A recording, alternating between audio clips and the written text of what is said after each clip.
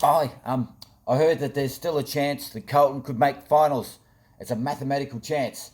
Let's see what David Teague says about it, and listen to how many times he says quarters on this. Oh, look, you'd have to have a look at it mathematically, but it's not over for us. We've got 3 more games to get better and see what happens. So every game's important for us to improve, and that's our focus, to get better. And I thought there were signs that we did get better in areas today. Unfortunately, again, we just didn't do it for 4 quarters, and that's probably our biggest growth. We've got 12 quarters at least to go, and we need to show that we can play good footy for 12 quarters. 3 times that time. Well, so I'm putting it through the computer now to see what our chances are. Just firing up the old computer system here. Calculations are going in. Let's see what it says. Computer says no. Tell him he's dreaming. Oh, that's no good. What about Lloyd in Dumb and Dumber? He's very optimistic. So you're telling me there's a chance? Yeah! Yeah, so still looking good. But Carlton aren't the only ones sort of like having a bad weekend after their loss last week. Bulldogs, of course, defeated Eagles last night, so West Coast Eagles going downhill. And the Dogs are going to win. The margin at the moment's 1 point as McLean has the footy and the Dogs have won and they live. They live for another week. The Dogs have won by 2 points. 2 points. And there's still a chance to play finals. Essendon lost as And well. the Cats win this game comfortably in the end by 11 goals.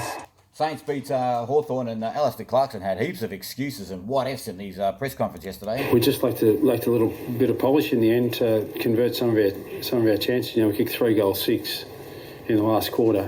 We could have kicked 6-3 in the last quarter rather than 3-6, then who knows what the result would have been. They controlled the ball a lot in the second quarter. It didn't capitalise into scoring opportunities for them. Yeah, we had to make a lot of changes. It's a third 5-day break. Some of St Kilda's good pressure, but some of our handballing areas, when we were out, we either dropped the ball or, that 4th or 5th handball, we just couldn't quite hit the target on opportunities. And I said, some of it was St Kilda's pressure, but some of it we were just out and we missed a kick or fumbled a handball or didn't quite hit the handball. And that's with the group that we've got, that's where we need to improve. Yeah, we're pleased with the effort of our guys, but disappointed that we didn't get a result because we perhaps didn't take some of the chances that we had. Another team having a bad week is Richmond. Richmond's Sydney Stack and Callum Coleman-Jones will be sent packing from the Gold Coast after an ugly street brawl outside a strip club. They've also been suspended for 10 matches, while the club's been fined $100,000. They've brought shame on the AFL in its new heartland. What has Richmond CEO Brendan Gale got to say about it?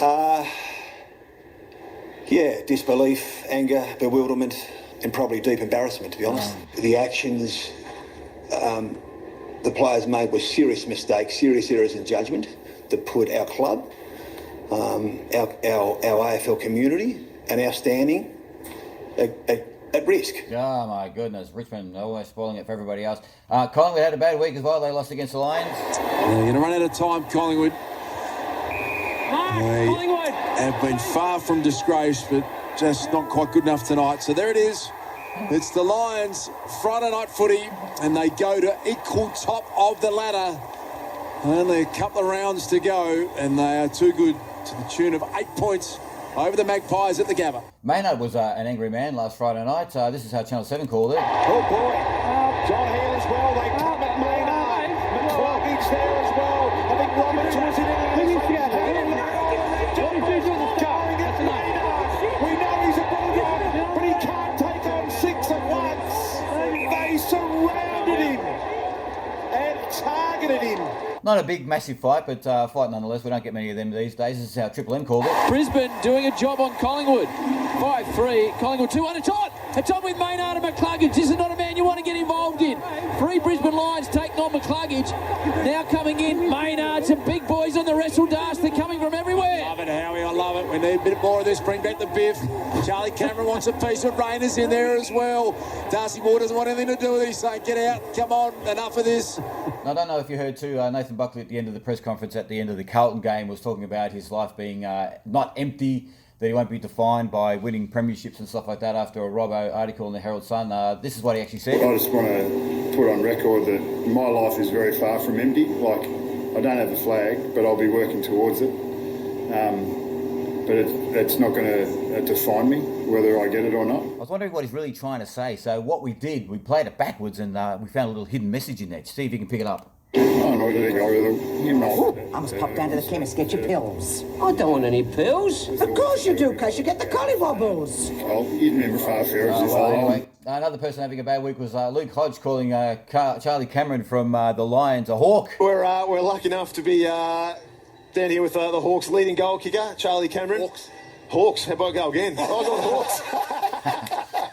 So of course, Carlton play Sydney tomorrow night, and David Teague, what has he got going forward? What has he got to motivate the team? Oh, yeah, take the season out. It's a missed opportunity. We didn't play for 4 quarters, and that's our job. Like, we go out there to play for 4 quarters and put the effort and make the right decisions, and right now we're not there. And we're probably sitting where we should sit because our ability to do it for 4 quarters.